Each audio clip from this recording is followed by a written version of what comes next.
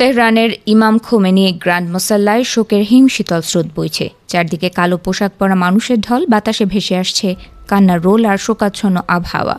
গত কয়েক মাস আগে এক ভয়াবহ বিমান হামলায় নিহত ইরানের সর্বোচ্চ নেতা আয়াতুল্লাহ আলী খোমেনির শেষ বিদায়ে আজ লাখো মানুষের ভিড়।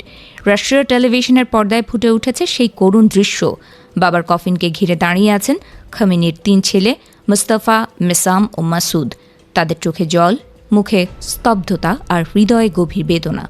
তবে এই শোকের সাগরের মধ্যেও এক বিশাল শূন্যতা সবাইকে ভাবিয়ে তুলছে।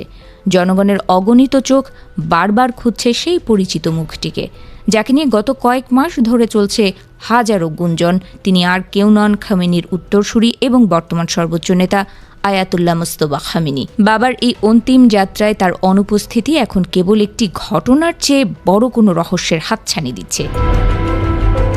দীর্ঘ সময় ধরে চলা শোকানুষ্ঠানে মুজতবার না থাকাটা এক অভাবনীয় পরিস্থিতির জন্ম দিয়েছে।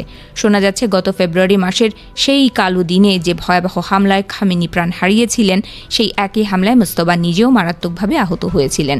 কাছের মানুষদের দাবি, ইসরায়েল এবং যুক্তরাষ্ট্রের চালানো সেই হামলায় মুজতবার পা গুরুতর জখম হয়েছে এবং তার চেহারায় এসেছে বড় ধরনের বিকৃতি। আর এরপর থেকেই তিনি জনসমক্ষে আসছেন না। নিরাপত্তার খাতিরে মুজতবার এই অন্তরালে থাকাটা হয়তো অপরিহার্য ছিল। গোয়েন্দা ও নিরাপত্তা বিশেষজ্ঞদের পরামর্শ ছিল বর্তমান পরিস্থিতিতে তার পরিচয় বা অস্তিত্ব যেন কোনোভাবেই প্রকাশ না পায়। এমনকি তার কণ্ঠস্বর শোনা থেকে শুরু করে যে কোনো ধরনের জনসমাগম এড়িয়ে চলাই ছিল তার নিরাপত্তা দলের প্রধান কৌশল। সেই পরামর্শ মেনেই হয়তো তিনি নিজেকে লোকচক্ষুর আড়ালে রাখতে বাধ্য হয়েছেন। তবে এই রহস্যময় আড়াল শুধু ব্যক্তিগত নিরাপত্তা নয়, বরং এক রাজনৈতিক অস্থিরতার ইঙ্গিত দেয়।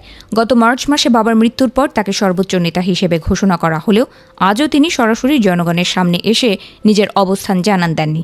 অনেকে মনে করছেন তেহরানের রাজনৈতিক জটিলতায় মুজতবার এই নিরুদ্দেশ থাকাটা এক গভীর কৌশলের অংশ হতে পারে। এদিকে শোকের এই বিশাল আয়োজনে মুজতবার অনুপস্থিতি সমর্থকদের মনে এক গভীর হতাশা সৃষ্টি করেছে। দেশের নানা প্রান্ত থেকে আসা মানুষগুলো চেয়েছিল অন্তত শেষবারের মতো তাদের নতুন নেতার এক ঝলক দেখতে, কিন্তু সেই চাওয়া যেন এক অনিশ্চিত অপেক্ষায় পর্যবসিত হয়েছে। অনেকেই আশার আলো দেখছেন, হয়তো আগামী 9 জুলাই মাসহাদে যখন খোমেনির শেষ সমাধি সম্পূর্ণ হবে, তখন হয়তো মুজতবা উপস্থিত হবেন।